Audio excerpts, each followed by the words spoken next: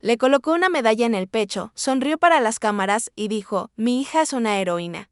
Pero minutos después, lo escuché decirle a un general fuera de la puerta del hospital, ella no es una heroína. Es una mente rota en un uniforme, deberíamos haberla dejado morir allá afuera. Nos habría ahorrado la vergüenza. Ese momento lo destrozó todo. Así que hice una promesa ahí mismo. En esa cama de hospital. Si querían que guardara silencio, me aseguraría de que el mundo escuchara cada verdad que intentaran enterrar. Mi nombre es Greta Leaire, tengo 33 años, soy teniente de la Marina de los Estados Unidos y, desde esta mañana, receptora de la estrella púrpura. Me entrenaron para mantenerme firme, para saludar con precisión y para nunca mostrar debilidad, al menos no donde pudiera ser vista. Pero esa mañana estaba sentada en una silla de ruedas, atrapada en un cuerpo que ya no se movía como antes. Envuelta en un uniforme que se sentía más como un disfraz que como una armadura. La lana impecable rozaba tejido cicatricial fresco. Largas líneas enojadas cruzaban mi espalda como un mapa que nadie se atrevía a leer. Mi piel ardía con cada movimiento. Cada hilo gritaba contra el trauma que intentaba contener. Los destellos de las cámaras parpadeaban en rápida sucesión, reflejando el caos de una emboscada. Mis ojos se cerraban con un gesto involuntario. Las cámaras llenaban la sala como un desafío. Sus lentes fríos y hambrientos, esperando el encuadre perfecto. La heroína de guerra herida, decorada y obediente. El general Harris avanzó. Un maniquí de prestigio militar. Sus medallas brillaban. Su sonrisa no alcanzaba sus ojos. Colocó la estrella púrpura en mi pecho con una facilidad que me hizo preguntarme cuántas veces lo habría hecho antes. Teniente Leaire, dijo hacia los micrófonos, una mujer de valor, una inspiración para todos nosotros. Escuché las palabras. Pero me resbalaron como aceite sobre agua. No eran para mí. Eran para la prensa, para la narrativa, para las personas, en casa, que necesitaban creer que todo estaba bajo control. Mi padre estaba a su lado, el coronel Daniel Leaire, impecablemente vestido, estoico, su mandíbula tallada en piedra. Su postura perfecta de manual. Me miraba como un oficial al mando, revisa una formación, no como un padre que mira a su hija. Busqué algo en su rostro, cualquier cosa. Pero solo encontré distancia. Nadie mencionó el daño en los nervios, ni el insomnio crónico, ni el calor del metal quemando la piel. Nadie mencionó a Reed ni a Hartley, ni el momento en que el sistema de guía Brian falló y nos dejó expuestos en terreno hostil. Esa verdad era demasiado desordenada para el noticiero de la noche. Necesitaban una historia limpia. Y yo era esa historia. Traté de sonreír. El esfuerzo dolió más de lo que esperaba. Los analgésicos se volvieron lodo en mi garganta. De todas formas, tragué. Alguien aplaudió. Se escuchó el clic de una cámara. Una enfermera secó una lágrima de su ojo. Ojalá me sintiera digna de todo eso. Después de la ceremonia, la multitud se fue en murmullos educados, tacones golpeando el suelo pulido. Me quedé atrás, aún en uniforme, aún con dolor. Mi cuerpo hundiéndose en la silla como si quisiera desaparecer en el linóleo. La puerta no se cerró del todo. Por la rendija, escuché la voz de mi padre. Ella no está estable, dijo al general Harris, calmado. Incluso ante el trauma. No está pensando con claridad. Ve cosas que no están ahí. Estoy orgulloso de su servicio. Por supuesto, pero se está convirtiendo en una carga para el núcleo, para la misión. Tenemos que ser pragmáticos. Mis pulmones dejaron de moverse. Por un momento, olvidé cómo respirar. Un dolor frío y sordo latía detrás de mis sienes. Carga, no heroína, no sobreviviente, no hija. Solo una carga. Agarré el apoyabrazos de la silla de ruedas. El vinilo crujió bajo mis dedos. El calor subió por mi cuello, ruborizando mi rostro. Mi estómago se contrajo con algo más profundo que la traición. Él era el borrador. Me estaba reescribiendo en tiempo real. Deshaciendo todo lo que había soportado, todo lo que había sobrevivido. Con unas pocas oraciones estratégicas. Sabía que lo escucharía. Quería que lo hiciera. Entró en la habitación momentos después. El mismo hombre que me enseñó a atar las botas de combate, a limpiar un rifle, a saludar con precisión. Caminó hacia mí como si fuera otro soldado que necesitaba disciplina. Su rostro no delató nada, sin disculpas, sin arrepentimientos. Solo preocupación mecánica enderezó la manta sobre mis piernas. Descansa, teniente, dijo. Su tono era frío y cortante. No pienses demasiado. La recuperación es tu misión ahora. Deja que el mando se preocupe por el resto. Deja que el mando lo entierre. Deja que el mando lo distorsione. Deja que yo desaparezca en el silencio, quise gritar. Lanzar la medalla de metal en su cara, preguntarle cómo podía cambiar a su hija por un expediente impecable, por la ilusión del orden. Pero no lo hice porque gritar probaría su punto. Así que me quedé quieta, en silencio. las lágrimas en mi rostro traicionando la guerra que ardía dentro de mí. El metal en mi pecho se sentía como una marca al hierro. Lo toqué con los dedos temblando, no por debilidad, sino por contención. Presioné contra el metal frío, preguntándome cuántos otros habían llevado uno igual. ¿Cuántos de ellos se habían sentido tan vacíos? Afuera. El pasillo estaba en silencio, pero dentro de mí resonaban sus palabras. Ella no está estable. Está imaginando conspiraciones. Es una carga, había enfrentado fuego enemigo. Había sacado heridos de restos en llamas. Había gritado en radios que no funcionaban mientras la sangre empapaba mis guantes. Hice todo lo que me entrenaron para hacer, pero nada me preparó para esto, para la traición en caqui y zapatos lustrados. Ese fue el día en que comprendí que el verdadero campo de batalla no estaba allá afuera. Estaba aquí, en esta habitación, en la voz de mi padre. Y por primera vez.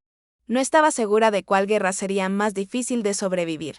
Las vendas se quitaron lentamente, el adhesivo tirando de mi piel en pequeños tirones amargos. La enfermera fue cuidadosa, pero no importó. Las cicatrices ya no dolían como antes. Se habían convertido en parte de mí, líneas elevadas y enojadas como ríos tallados por el fuego. Susurró algo amable mientras volvía a vendar la herida, pero apenas la escuché, porque en mi cabeza el susurro de mi padre aún resonaba. Ella no está estable. Mi mirada bajó al suelo y como una corriente lenta. El recuerdo me arrastró hacia abajo. Recuerdo el día que me gradué de la Academia Naval de Estados Unidos en Annapolis. El cielo era de un azul imposible y el sol caía sobre las filas de uniformes como un reflector. Debería haber sido uno de los momentos más orgullosos de mi vida. Había sangrado, llorado y luchado con uñas y dientes. Pasé cada prueba, cada duda lanzada contra mí, no solo porque era mujer, sino porque era hija de Daniel Leaer. Mi padre esperaba en el campo, con la postura tan recta como el uniforme de gala que llevaba puesto. Cuando me acerqué, me estrechó la mano, un apretón firme y profesional, y dijo, bien, no deshonres el nombre Leaer. Eso fue todo. Sin sonrisa, sin abrazo, sin un estoy orgulloso de ti, solo una orden envuelta en advertencia. Más tarde esa noche, en la recepción de graduación, lo vi al otro lado de la sala con uno de sus viejos compañeros de la Marina. Se reían, con el brazo sobre el hombro de un joven graduado. El hijo de su amigo. Dijo mi padre, con voz alta y admiración, es el futuro de la Marina. Estuve cerca, con mi diploma en la mano, aún intacto en su carpeta. La risa dolió más que cualquier insulto. Había sobrevivido a Annapolis.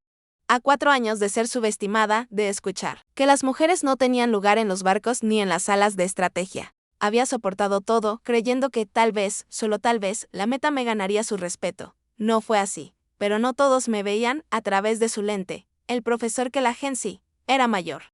Con una melena plateada y una voz como cuero gastado, cálida, firme. Enseñaba historia militar y su oficina olía a papel envejecido y café quemado. Era un refugio que no esperaba. Una tarde, me llamó después de clase. Teniente Leaer, dijo, inclinándose sobre un escritorio gastado, tienes los ojos de una estratega, no de un soldado de a pie. No dejes que nadie, y menos tu padre, te convenza de lo contrario. Me quedé paralizada. Nadie había hablado nunca de mi padre así. Ciertamente no con esa mezcla de desafío y compasión.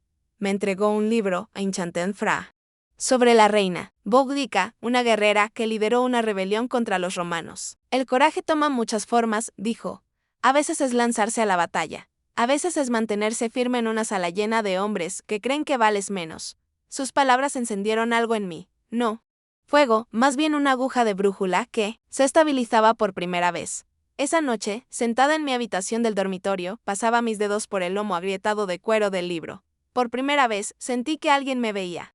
No como hija ni como símbolo, sino como líder por derecho propio. Llevé ese libro conmigo en cada despliegue. Permaneció guardado en mi bolsa de equipo, incluso cuando las páginas comenzaron a desprenderse. Era mi silenciosa rebeldía, mi recordatorio. Años después. Tras despliegues, medallas y cicatrices ganadas entre arena y acero, regresé a casa para acción de gracias. La casa era exactamente igual. Revestimiento blanco, chimenea de ladrillo rojo, una bandera fuera que nunca tocó el suelo. Adentro, la mesa estaba puesta con porcelana fina.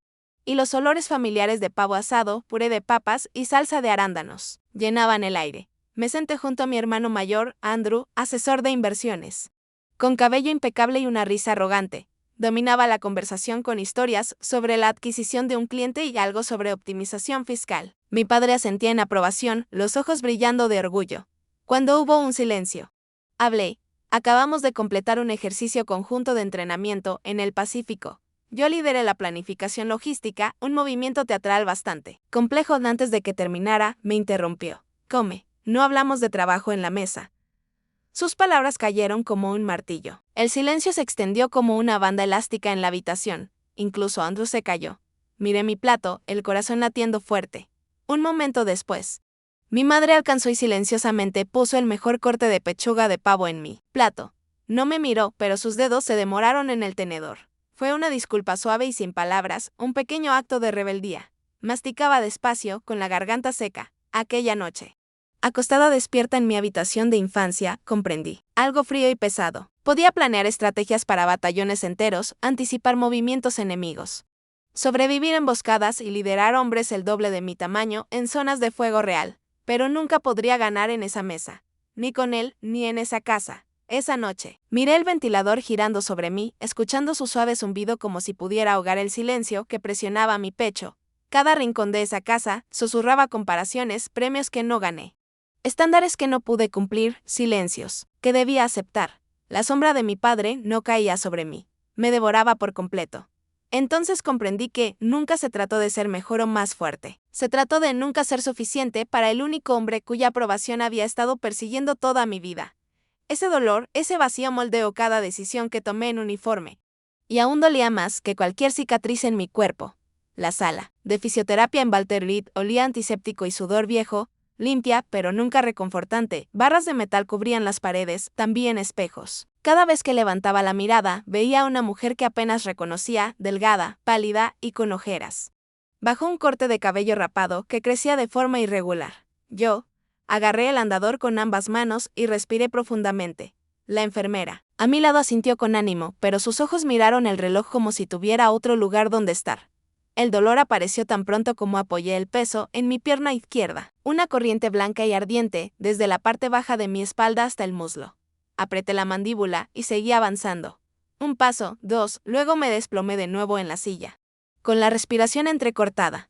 En el campo solían llamarme espalda de hierro. Cargué una mochila de 50 libras a través de 20 metros bajo el calor afgano sin pestañear. Ahora apenas podía dar 3 pasos sobre el linóleo. Me quedé quieta un momento, con el sudor cayendo en mis ojos. A mi alrededor, otros soldados se movían lentamente en sus rutinas de recuperación. La mayoría tenía visitas, esposas, esposos, hijos con tarjetas hechas a mano. Un hombre había traído a su Golden Retriever para levantar el ánimo.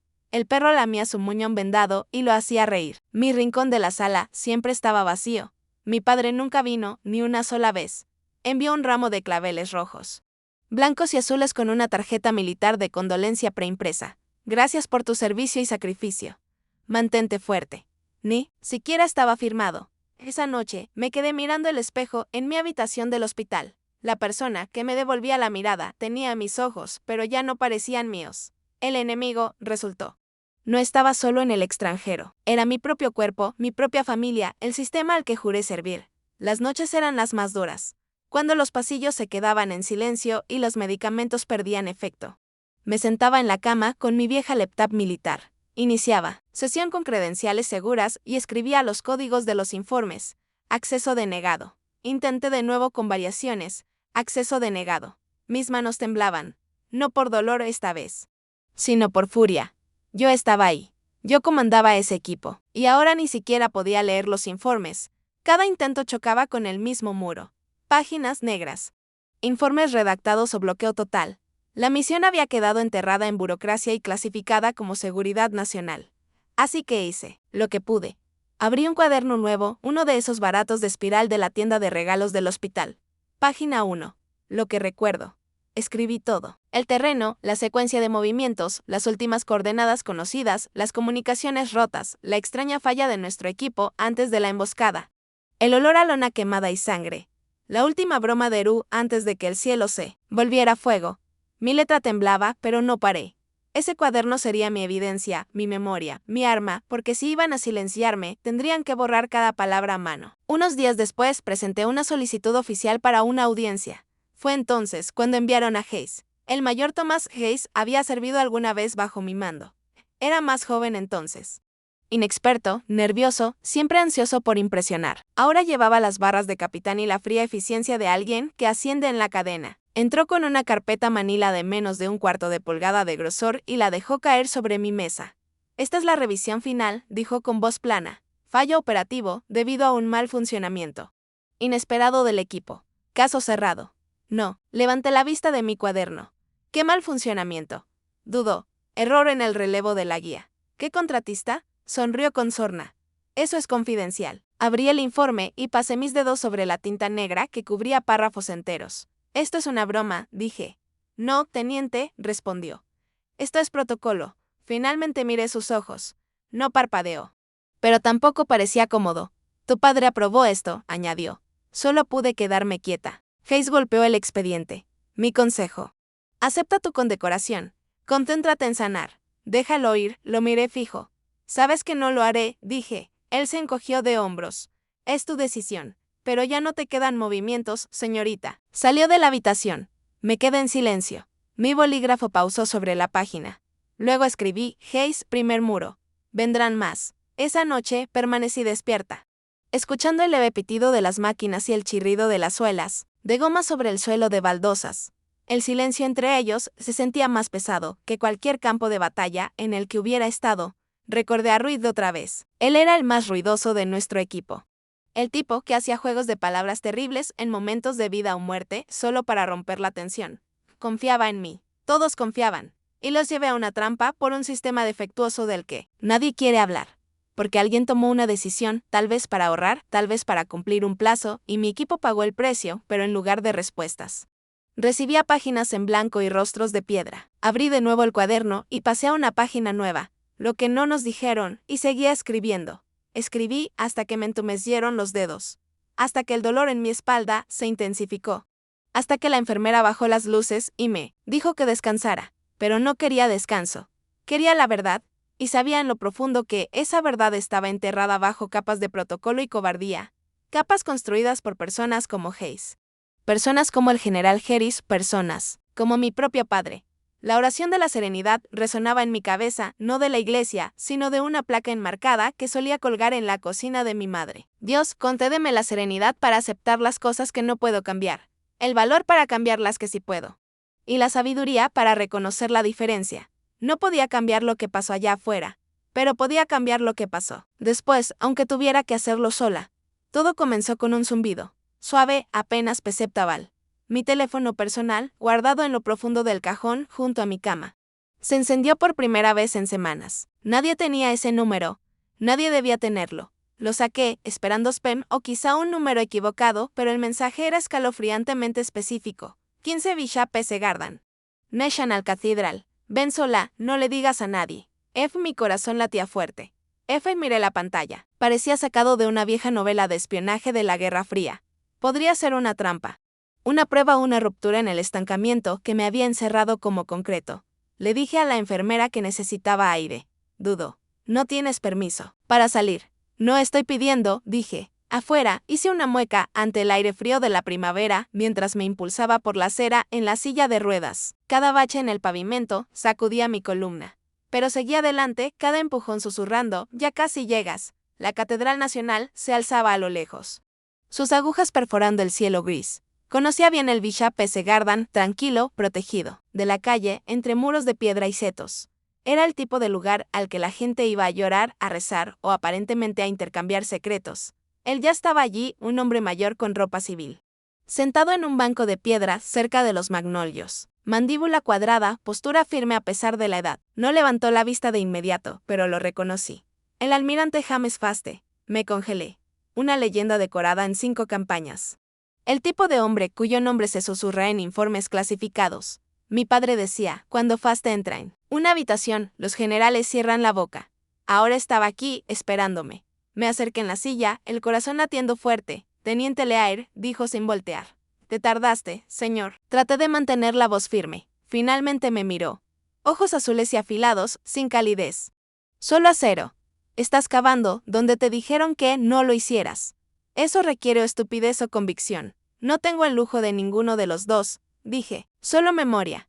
Él asintió, luego preguntó con voz plana, ¿qué pruebas tienes, aparte de cicatrices y una historia que tu padre llamó delirio? Saqué el cuaderno, gastado, manchado de café, lleno de mapas y notas manuscritas. Le conté. Todas las comunicaciones defectuosas, las interferencias inexplicables, los informes redactados, la negativa a dejarme testificar. Incluso mencioné a Ruiz y la falla que le costó la vida. No dijo nada, solo observó. No estoy loca, dije al fin, y no voy a retroceder. Hubo una pausa, luego un suspiro. Tu padre, dijo despacio. Fue un buen soldado, pero adora el uniforme. Más que la verdad, parpadeé, sacó algo de su abrigo. Un pequeño teléfono plegable negro, estilo desechable. Esta línea es segura. Envía todo lo que encuentres. No puedo prometer victoria. Pero lucharé. Tomé el teléfono. Eso debería haber sido suficiente. Pero entonces dijo algo que me apretó la garganta. Kelagen fue un amigo mío. Habló de una cadete con una columna de acero y una mente tan afilada como una espada. Dijo que, si alguna vez volvía a la guerra, querría que ella estuviera a su lado. Hizo una pausa.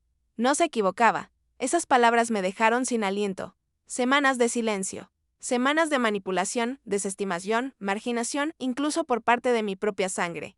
Y ahora, de un hombre que apenas conocía, llegó lo que más necesitaba, fe. Nos quedamos en silencio un rato, mientras las magnolias se mecían sobre nosotros. El jardín estaba tranquilo, salvo por el susurro ocasional de las hojas y el distante zumbido del tráfico. Me di cuenta de que tenía los puños apretados en el regazo. Lentamente. Lo solté. Cuando finalmente hablé, mi voz se quebró. ¿Por qué me ayudas? Faste miró al jardín como si viera fantasmas.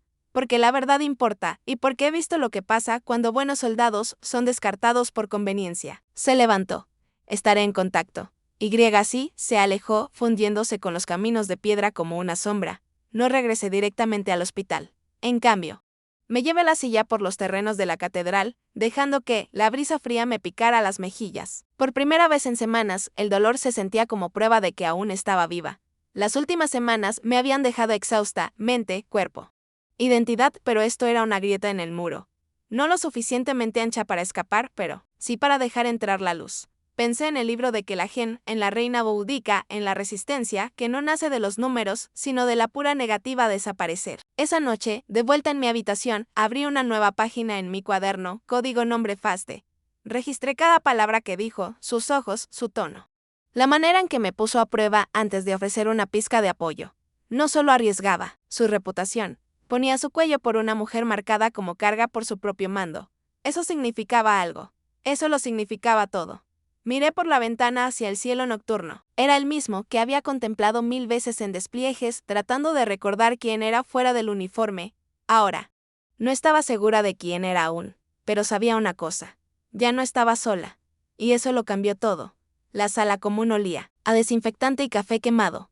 Estaba torpemente practicando una nueva serie de ejercicios para caminar. Cada movimiento, una negociación con el dolor. La televisión estaba encendida, volumen bajo. Imágenes parpadeando sobre la chimenea. Entonces alguien subió el volumen. Damas y caballeros, esta noche en La Voz de los Patriotas, hablamos con el condecorado coronel Sat Daniel Leaire, cuyo hija, la teniente Greta Leaire, ha estado en las noticias últimamente por algunas afirmaciones controvertidas. Me quedé paralizada. La cámara se desplazó hacia él, mi padre, sentado, erguido en uniforme completo, postura impecable. El presentador se inclinó hacia adelante, voz melosa. Coronel, su hija es una heroína de guerra, pero ha hecho algunas acusaciones preocupantes respecto a su última misión. ¿Qué puede decirnos? Mi padre miró directamente a la cámara. Su tono era calmado. Pero sus ojos mostraban esa conocida frialdad distante. Mi hija es, en efecto, una heroína, comenzó. Ha servido con honor, pero la guerra deja heridas. Muchas de ellas invisibles. Greta sufre de trastorno de estrés postraumático. Está vulnerable y se aferra a teorías conspirativas sin fundamento. De hecho, lo que necesita ahora no es atención, sino sanación. Hizo una pausa. Debemos proteger nuestras instituciones militares de narrativas falsas, sin importar cuán personales parezcan. La pantalla se fundió en comerciales, pero yo ya no podía escuchar nada.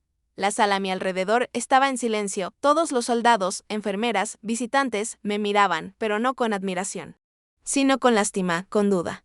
Mis rodillas flaquearon, y tuve que agarrar el andador para mantenerme erguida. De regreso en mi habitación. El teléfono desechable vibró en mi regazo. Faste, contesté con dedos temblorosos. Lo vi, dijo. Su voz era áspera, tensa. Están jugando sucio. Usar a tu padre fue estratégico. Esto lo va a hacer 10 veces más difícil. Me quedé en silencio. No solo te están desacreditando. Greta, están reescribiendo la narrativa ahora mismo. No eres una denunciante. Eres una hija dañada tratando de destruir el legado de su padre. No dijo que se rendiría. Pero escuché el cambio en su tono. Duda. Colgué antes de empezar a llorar. Las paredes de mi cuarto se sentían más cerca que nunca. Traté de respirar, pero cada inhalación se atascaba en mi garganta como astillas. Abrí de golpe el gabinete del baño, miré el espejo. Mi rostro se veía irreconocible. Cortes a medio sanar, moretones que se desvanecían. Profundas líneas marcadas por noches sin dormir. Y debajo de todo eso, vergüenza. No por lo que había dicho, sino por cómo lo habían distorsionado. Escuché su voz de nuevo, resonando en mi cráneo como un virus. Ella necesita ayuda. No está bien. Trastorno de estrés postraumático. Usó mis cicatrices como arma. Mi trauma como accesorio. Ni siquiera el enemigo había hecho eso. Agarré el vaso de agua en mi bandeja y lo lancé contra la pared. Se hizo añicos al instante. Fragmentos volaron por todas partes. Reflejando, la luz como astillas de hielo. Me desplomé en el suelo. Sin rangos, sin títulos, sin misión. Solo yo llorando sobre mis rodillas, sintiendo que la guerra finalmente había ganado. El tiempo se volvió borroso. No sé cuánto tiempo estuve ahí, minutos. Tal vez horas. Lo suficiente para que la habitación quedara oscura, salvo por el suave resplandor del pasillo. Tocaron la puerta. Señorita Leairard, ¿está bien? No respondí. No podía. Ella abrió la puerta, vio los vidrios rotos, la bata empapada, la mirada vacía en mi rostro. Buscaré a alguien para limpiar esto, susurró. Luego cerró la puerta con cuidado. Ni siquiera ella preguntó si estaba bien. Ya creían lo que vieron en la televisión. Las palabras de un padre transmitidas a millones tenían más poder que mi verdad. Escrita en 100 páginas de testimonio. Aquella noche no dormí. Miré al techo, con los puños apretados. Pensé en Faste, en cómo incluso él dudó. Pensé en el silencio de quienes alguna vez estuvieron a mi lado, personas con quienes entrené. Que sangraron, que desaparecieron, tras puertas cerradas. Pero sobre todo pensé en mi padre. Y por primera vez no lloré porque no me creyera. Lloré porque finalmente entendí que nunca lo haría. Para él, nunca fui Greta. Fui una soldado a su imagen. Un reflejo que podía usar mientras me comportara. Y ahora era una grieta en su espejo perfecto. No intentó arreglar el espejo. Lo destrozó y se aseguró de que todos vieran los pedazos. Me senté en la cama, con los músculos gritando, y alcancé el cuaderno otra vez. Pasé páginas de diagramas e informes. Abrí una página nueva, arranqué el título viejo, lo que recuerdo.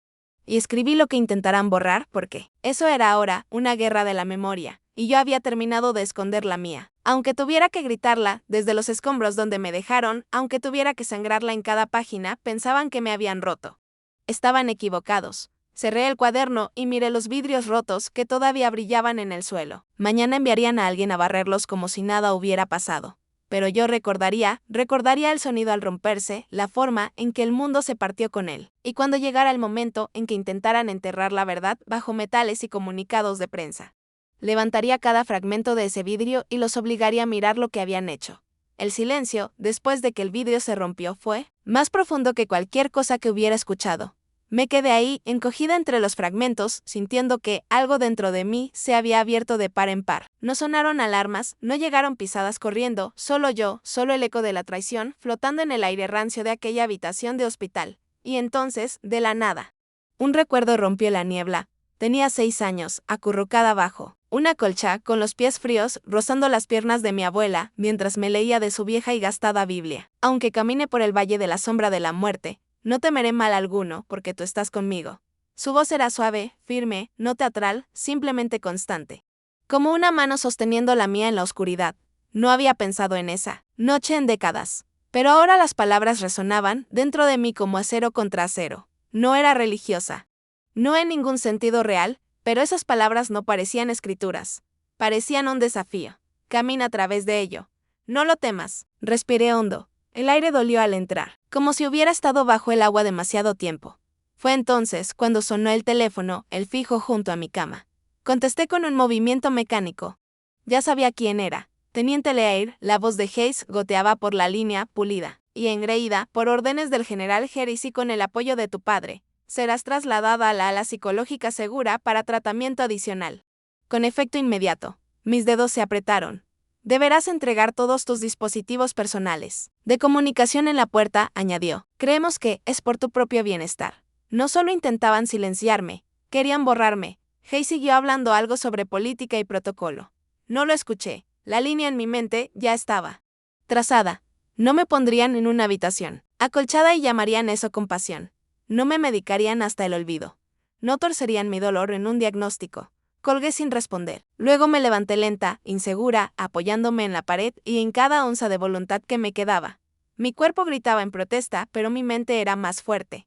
Crucé la habitación hasta el espejo, agrietado donde el vidrio había golpeado. Antes, mi reflejo estaba partido por la mitad, tan fracturado como me sentía. Me miré a mí misma. Los ojos hinchados, las heridas sanando, la mujer que todos decían rota. Y susurré, no, tú no vas a ganar. La rabia no rugió. Quemaba baja, controlada, concentrada.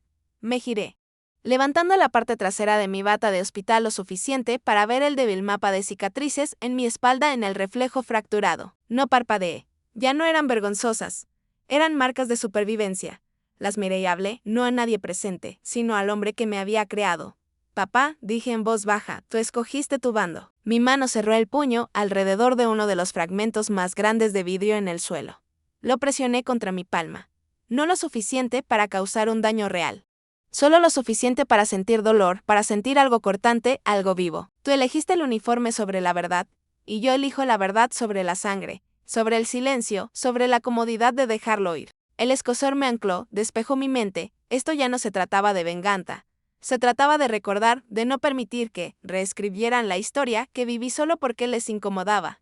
Agarré el cuaderno. Pasé a una página nueva y escribí con letras grandes y mayúsculas. Intentaron enterrarme, luego debajo, pero recuerdo dónde estuvieron. Sonreí apenas. Mi cuerpo temblaba, pero mi espíritu no. La verdadera guerra aún no había comenzado. Pero yo sí. El equipo de traslado llegaría al amanecer. Eso me daba solo horas. Horas para prepararme, para escribir, para memorizar cada nombre crítico, fecha, frecuencia, para asegurar que aunque tomaran el cuaderno, no podrían arrebatarme la verdad de la mente. Revisé mis notas como si fuera un informe de combate. Anoté nuevas observaciones en los márgenes, dibujé mapas de memoria, resalté patrones que no había visto antes, ahora agudizados por la rabia y la claridad. Y envié un último mensaje cifrado al teléfono desechable que me dio Faste. Me trasladan. Encierro psiquiátrico. No estaré localizable. Vigila a Hayes. La verdad sigue intacta. No hubo respuesta, pero no la necesitaba. A la mañana siguiente, me senté erguida en la cama cuando llegaron los auxiliares. 2 hombres con uniformes azul pálido. Expresiones neutrales y amables. Esperaban resistencia o quizás sedación. No les di ninguna. Caminaré, dije. Se mostraron confundidos. Repetí, caminaré, sin silla. Di mis pasos lenta pero decididamente. El dolor era real, pero era mío. Cada cojera, cada gesto de dolor se había ganado. Intentaron avergonzar a mi cuerpo para someterme. En cambio, lo usé para dejar un mensaje. Pasé junto a la estación de enfermería. La joven, que me ayudó a cambiar los vendajes la semana pasada, levantó la vista. Capté su mirada. Tarpadeó. Luego, casi imperceptiblemente, asintió. Yo asentí también. Todavía había testigos, todavía gente que veía lo que sucedía. Y no los defraudaría. Me llevaron a las puertas dobles de la unidad psiquiátrica. Eché un último vistazo al pasillo, no por miedo, sino como un soldado que reconoce el terreno antes de la batalla. Luego entré, con la cabeza en alto, marcada por cicatrices, sí, pero ya no en silencio. Y tal vez algunos de ustedes, que me escuchan, han sentido esto también. Ese momento en que las mismas personas que deberían protegerte y levantarte, en cambio, aprietan las cadenas que encierran tu silencio.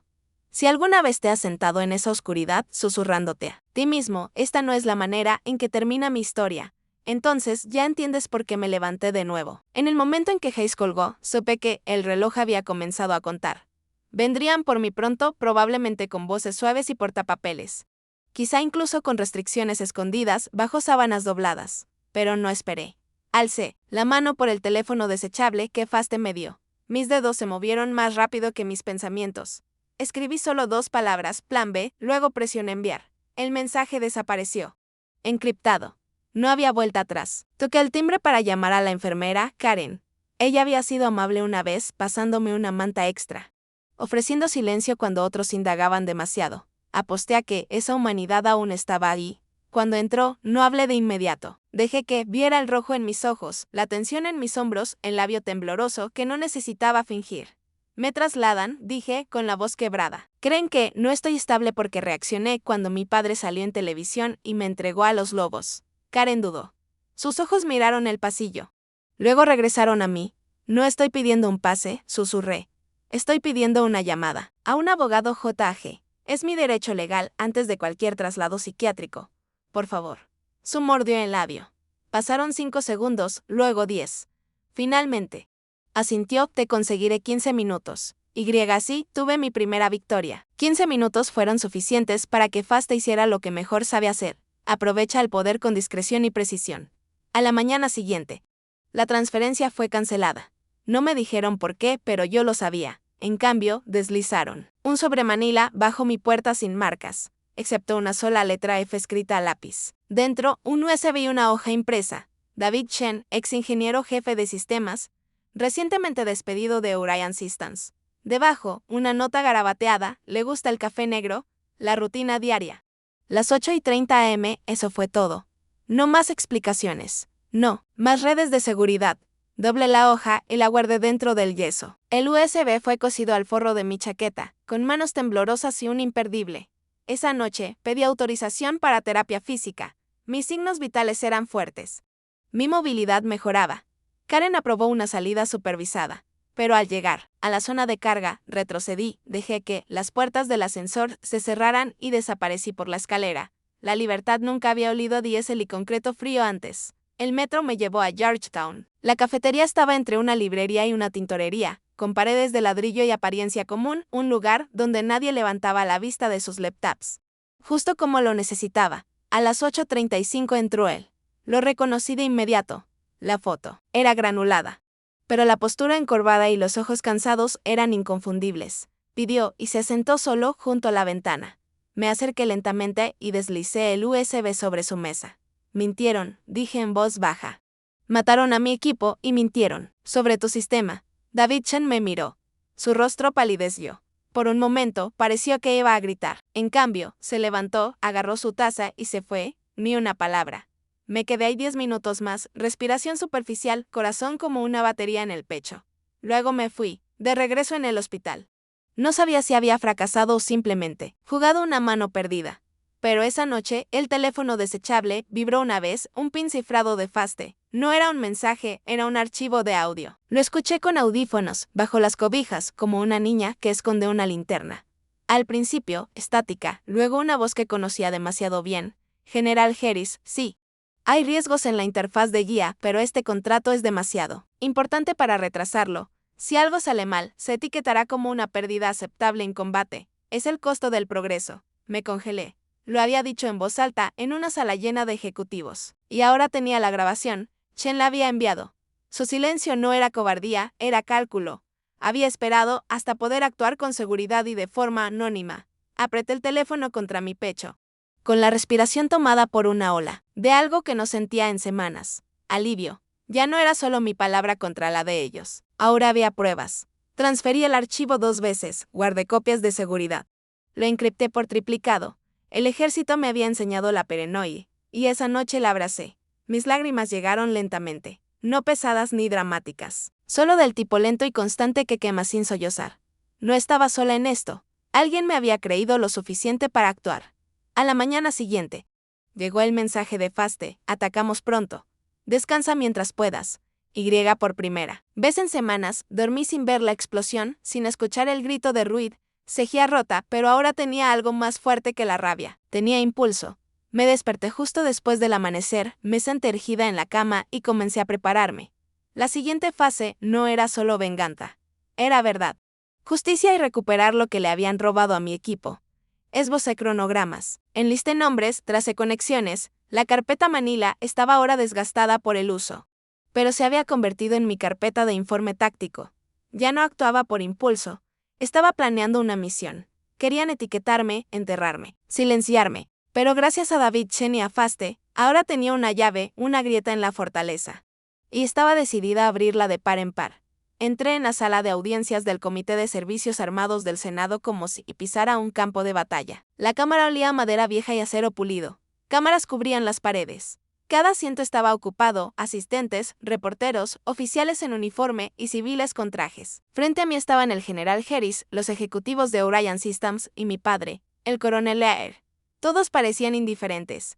Harris sonrió con suficiencia. La mandíbula de mi padre estaba tensa. Su postura perfecta. Esperaban que me doblegara. El presidente abrió con notas procedimentales, luego el abogado de Orion tomó la palabra con un tono lleno de falsa preocupación. Reconocemos el servicio de la teniente Greta Leaire, pero ha sido diagnosticada con TEPT, corroborado por psicólogos militares. Su propio padre, un oficial condecorado, expresó preocupación por su aptitud mental. Empatizamos con su trauma, pero el trauma no es prueba. Me quedé quieta. Luego fue mi turno. Ajusté el micrófono. Mi voz salió más baja de lo esperado, pero firme. No vine aquí a ganar simpatías, dije. Vine a decir la verdad. Describí la misión. El momento en que el sistema de guía se congeló en pleno vuelo, los gritos en la radio, el humo enrollándose mientras intentábamos reagruparnos. Hablé del último aliento de Eru. La manera en que su mano se movió antes de quedarse quieta. Ellos lo llamaron fallo técnico. Yo lo llamo negligencia premeditada. Harry se movió incómodo en su asiento. Mi padre miraba fijo al frente. El abogado de Orion rió seco. Una historia conmovedora. Teniente, pero tiene pruebas más allá. ¿De recuerdos y cicatrices? Esa fue la señal. Faste, sentado detrás de mí, asintió sutilmente. Mi abogado se puso de pie. Señor presidente. Si las tenemos, insertó una memoria USB. Los monitores parpadearon y empezó a sonar el audio. Al principio, solo ruido, de fondo. Luego la voz inconfundible del general Harris. Somos conscientes del riesgo de navegación, pero este contrato es demasiado valioso para retrasarlo. Si hay bajas, lo presentaremos como una pérdida aceptable. El silencio cayó como una guillotina. El rostro de Harris se volvió pálido. Los ejecutivos de Orion se lanzaron miradas de pánico. El presidente se inclinó hacia adelante, ojos entrecerrados, pero yo solo miraba a una persona, mi padre. No parpadeó, pero lo vi. Ese pequeño gesto, la caída de la armadura. Por primera vez. Me vio no como una soldado a controlar, sino como una mujer en desafío y supo que había elegido el bando equivocado. El audio terminó. La sala quedó congelada. Me levanté lentamente con las piernas ardiendo. Senadores, dije con voz ya no suave. Dicen que estoy inestable por heridas invisibles. Entonces déjenme mostrarles las visibles con dedos temblorosos. Me quité la chaqueta. Mi abogado me ayudó a bajarla. Los suspiros llenaron la galería al revelar mi espalda marcada con largas cicatrices irregulares, crudas, innegables. Estas no son alucinaciones. No son productos del trauma. Son consecuencias de la codicia, del silencio, de la cobardía. Me giré para enfrentarlos. Enterré a 6 buenos soldados. Me despierto cada noche con sus voces en la cabeza. Me dijeron que me callara. Me dijeron que aceptara mi medalla y desapareciera. No lo haré. Harris parecía de piedra. Los ejecutivos de Orion miraban al suelo. Mi padre miraba sus manos. Esa fue la primera vez que lo vi inseguro. El comité se levantó para deliberar. Los reporteros invadieron el pasillo. Bajé la mirada, Faste me protegía del acoso. Esperamos en una pequeña sala de conferencias, luces bajas.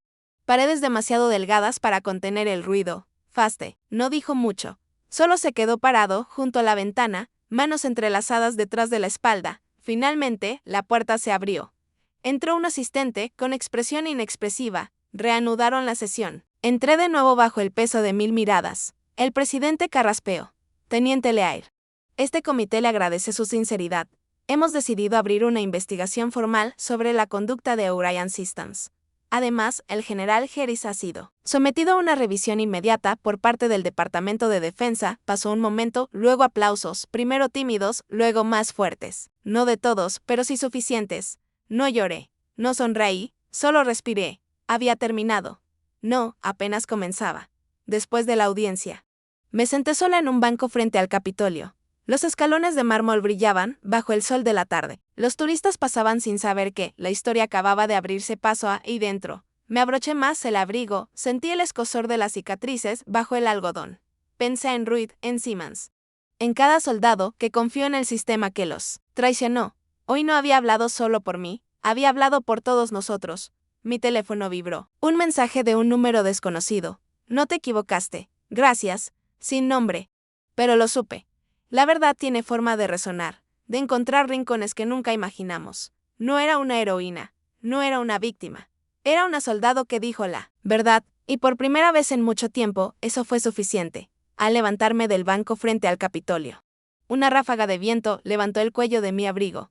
Me volví a mirar la cúpula brillando al sol y pensé, esta fue solo la primera batalla. Vendrán audiencias, preguntas, más sombras que perseguir. Pero había roto el silencio. En algún lugar dentro de mí, una voz que no escuchaba desde hacía años susurró, mantente firme. Por primera vez lo hice, sin vergüenza, sin miedo, porque de ahora en adelante, la verdad caminaría conmigo. Los titulares gritaban vindicación.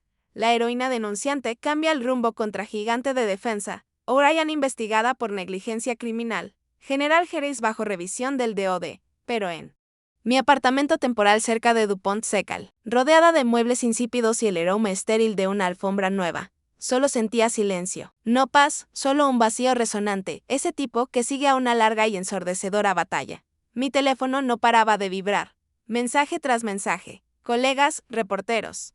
Familiares lejanos de quienes no había tenido noticias en años. Algunos me llamaban valiente, otros pedían entrevistas. Luego llegaron los botones de voz. Mi madre sollozando, suplicándome que contestara, rogando mi perdón. Tu padre no quiso hacerlo. Está sufriendo. Greta, por favor, no contesté. Necesitaba silencio más que cierre. Necesitaba escuchar mi propia voz otra vez, no la versión que los demás tenían de mí. Porque aunque gané las audiencias, la verdad, el público había perdido algo que no se podía recuperar. Había perdido a mi padre. Unos días después, llegó por correo un sobremanuscrito. Sin dirección de remitente, pero reconocí la letra. La había visto en tarjetas de cumpleaños, en informes de condecoraciones militares, en notas adhesivas pegadas al refrigerador recordándome que me despertara para las carreras de entrenamiento. Era de él. La carta dentro era breve. Greta, me equivoqué. Creí en un sistema que no lo merecía. Dejé que el orgullo me guiara donde debía haber amor. Tuviste razón al hablar. Yo me equivoqué al dudar de ti. Si hay algún camino de regreso a ti, lo tomaré sin importar cuánto dure. Papá, su letra era más temblorosa de lo que recordaba. Menos de oficial al mando, más de un hombre cuyas manos no podían detener el temblor de la culpa. Miré la carta por horas, la leí una vez, luego otra. Y otra más. Lloré.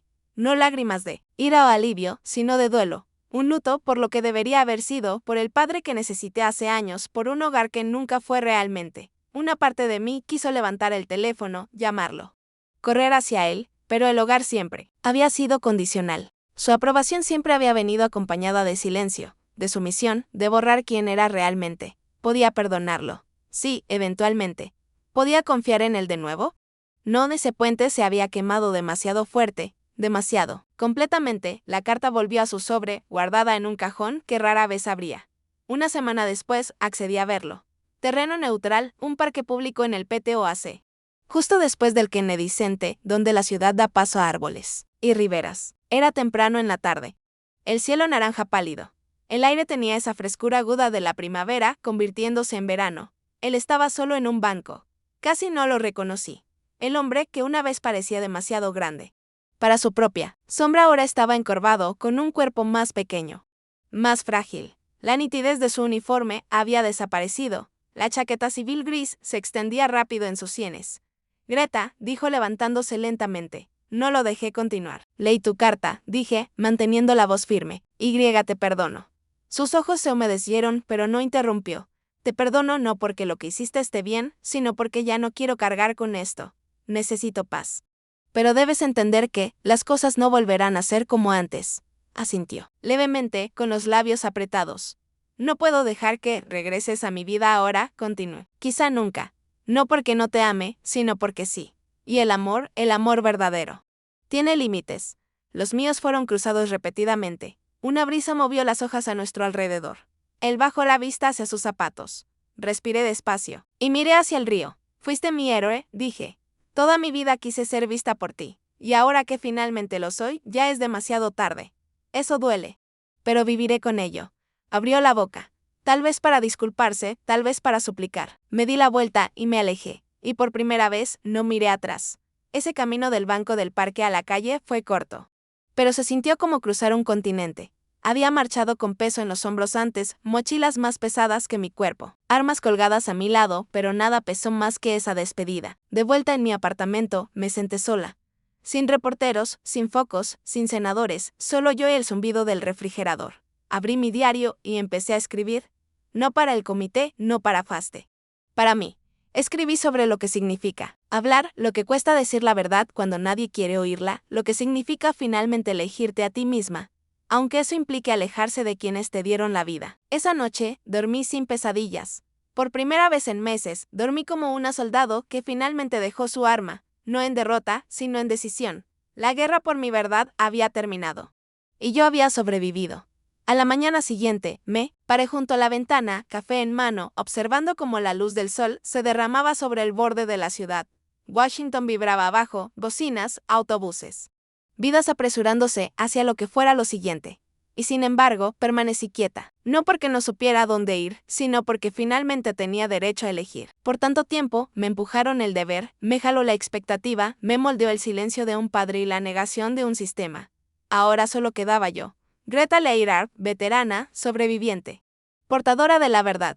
No estaba completa, pero era real. Y quizá, por primera vez, eso era suficiente. Unos meses después de la audiencia, el mundo a mi alrededor había cambiado. Mi propuesta, respaldada con fuerza por el almirante Faste, fue adoptada oficialmente en la política militar. La llamaron la cláusula Kelagen. Un pequeño reconocimiento al profesor que vio en mí algo más que un uniforme o un apellido. La cláusula Kelagen creó un canal de denuncias independiente para los miembros del servicio. Uno que evitaba la cadena de mando y protegía a los denunciantes de represalias. No era llamativo. No ocupó los titulares por mucho tiempo. Pero era real y salvaría vidas, aunque la mayoría nunca supiera que existía. Cuando recibí la noticia, no celebré. Solo me quedé en silencio junto a la ventana. En algún lugar en el azul sobre el PTOAC. Imaginé a Ruiz sonriendo, a West aplaudiendo con sarcasmo. Y a Kelagen bebiendo su café negro. Lo logramos, susurré, y por primera vez, el aire no se sentía pesado. El almirante Faste se comunicó poco después. Dijo que había una vacante en la Academia Naval. Un nuevo curso titulado Ética y Liderazgo en la Guerra Moderna. Dijo que era mío si lo quería. No porque fuera una heroína, sino porque había sobrevivido, porque tenía algo real que enseñar. Me mudé a un apartamento modesto justo afuera de Annapolis. En mi primera mañana allí me paré frente al espejo con una toalla alrededor del cuello. Durante años evité los espejos, especialmente los que mostraban mi espalda, pero esta vez miré. Las cicatrices seguían ahí, líneas enojadas de trauma cosidas en mi piel, pero ya no ardían.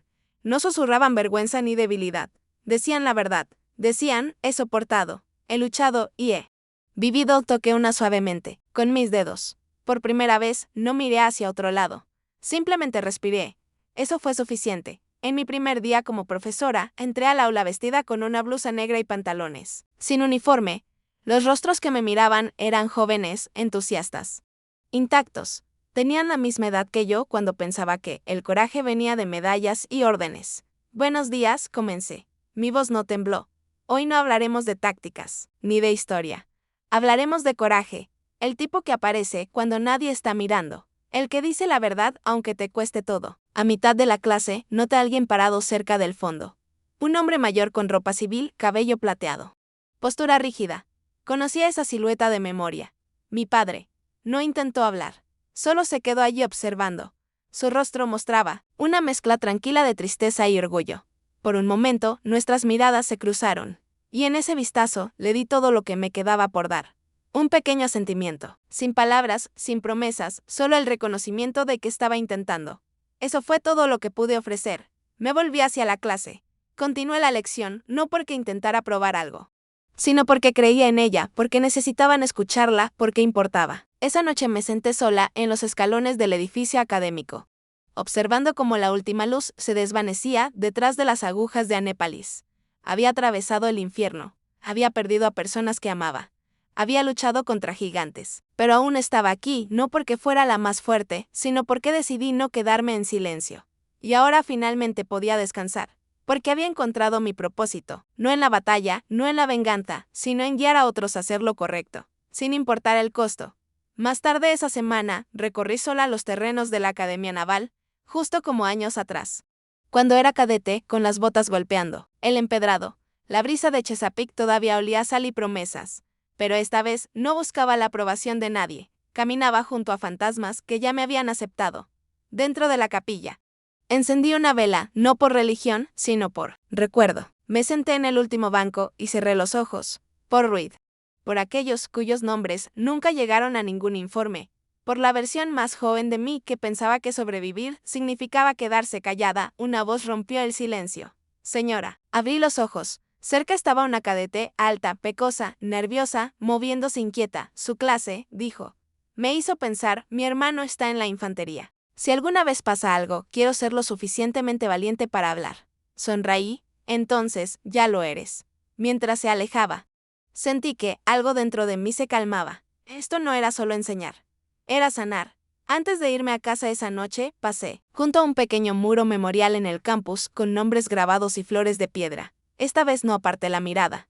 Me quedé frente a él con tranquila orgullo. No habían sido olvidados. Y yo tampoco. La noche antes de mi primera clase, me senté con una pila de cartas viejas, algunas de compañeros soldados, otras que nunca había abierto. Una era de mi madre. Escribió que estaba orgullosa de mí. Aunque no entendía todo. Tu fuerza, dijo, nunca estuvo en tu silencio, Greta. Estuvo en cómo seguías de pie. La guardé en mi bolso. Era hora. No sabía si me quedaría en Anépalis para siempre. Pero por ahora, era donde necesitaba estar, donde podía reconstruir no solo mi vida, sino la misma idea de lo que significaba el servicio. Así que avancé. No como una sobreviviente aferrada al pasado, sino como una mujer que finalmente hizo las paces con él. Y esa paz. Esa fue la verdadera victoria. Si esta historia te recordó a alguien de quien tuviste que alejarte para proteger tu paz, no estás sola. Yo la viví y todavía estoy aprendiendo a sanar, un respiro a la vez. Si mi historia te tocó, considera suscribirte a este canal. Hay más voces como la mía, historias de coraje silencioso. Decisiones difíciles y victorias calladas. Deja un comentario abajo. Me encantaría saber qué te ayudó a encontrar tu fuerza cuando el mundo te dio la espalda.